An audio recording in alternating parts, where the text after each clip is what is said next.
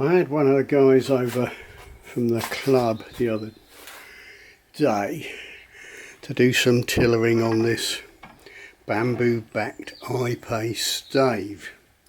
He'd got it off one of the other club members in exchange for a bottle of something or other, and we got it, you know, pretty well tillered and horn glued on the end so he can then do the shaping and all the rest of it. And before we get round to finishing that, I thought, well, the hickory backed yew that I'd glued up perhaps for him to tiller is now obsolete, so I can tiller it. And the thing that amazed me is the feel. It is just glorious compared with the iPay. I know I'd originally tried to touch the iPay with the plane, but it was just skidding off, and it was taking thin shavings, but very hard work. But the yew just cuts like a knife through butter, the yew and the hickory. We ended up doing the iPay mostly with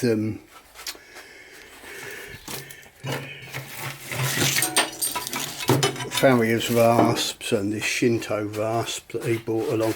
Now, I'd not used one of these before because there's something about them, I just think they look ugly as sin, but they actually work very well, so I was able to be impressed.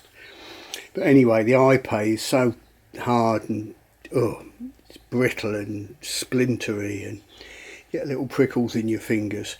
But it was interesting to do it because I was thinking, oh no, he's got a stave that's already rough tillered, he won't learn anything about tillering. But it was really useful. One limb was barely flexing and the other was bent like a stick of rhubarb. So we went through the process of getting it moving evenly and then getting the tiller going. Really good exercise, made really fast progress, and it's just ready for finishing, but he's not about this weekend, so that can wait for later. And in the meantime, I'm having a play with my hickory backed yew. It's an absolute joy to plane. I'm not going to make it too heavy a draw weight because of all these knots and the like. If I try and make it work too hard, I'll just get pinches at the knots and it'll struggle. But I want it to be usable, so I'm thinking probably 50, maybe 55 at 28. Just see how it performs. Just something to tinker around with the fun of it. So not a very exciting video, boys and girls, but I shall get on plane it down a bit, try and make it narrow so it doesn't have too much flex around the arrow pass. Could do with more of this side if that's the centre line. It's a bit asymmetric, but that doesn't matter.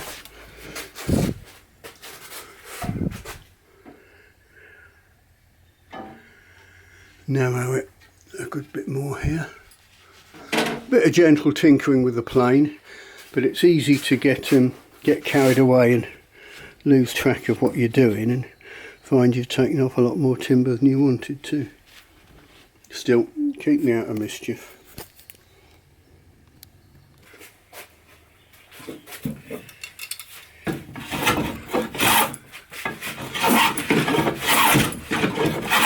Doesn't that sound lovely?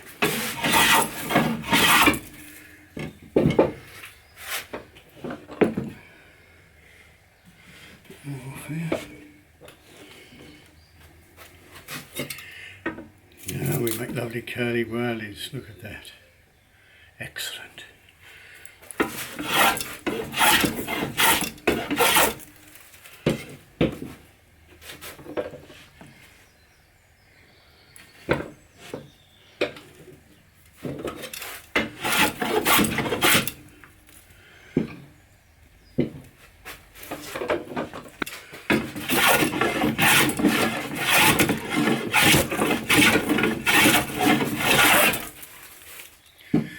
That'll do for now. Little and often, cup of tea, the usual.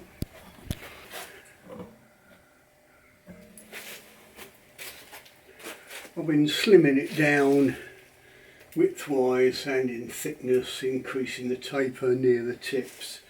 I've got the string tight on it now. So it's moving a bit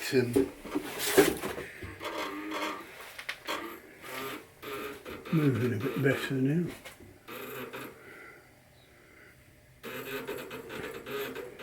Right limb's a bit stiff, there's 50.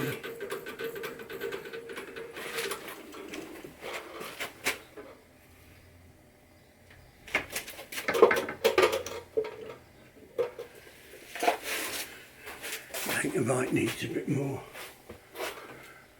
off it, but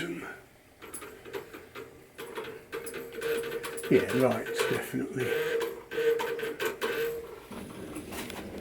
a bit stiff here.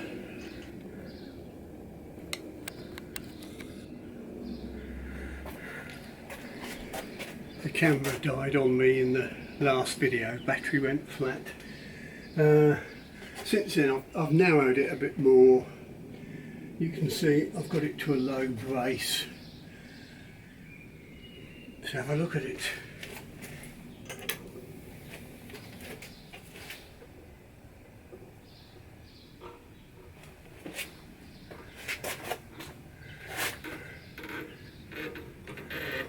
Yeah, right limb's stiff, you can see that.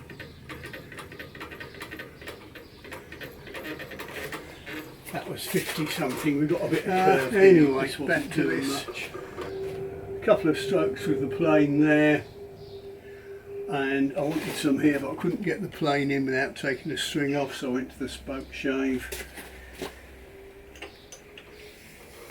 Let's have a look, see if that's a better shape. You can see that's looking better. But there you are, near it. There you go.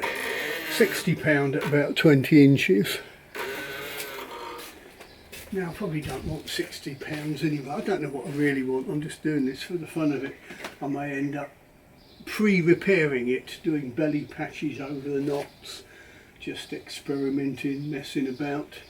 If anyone's got any great ideas what I should do with it, let me know.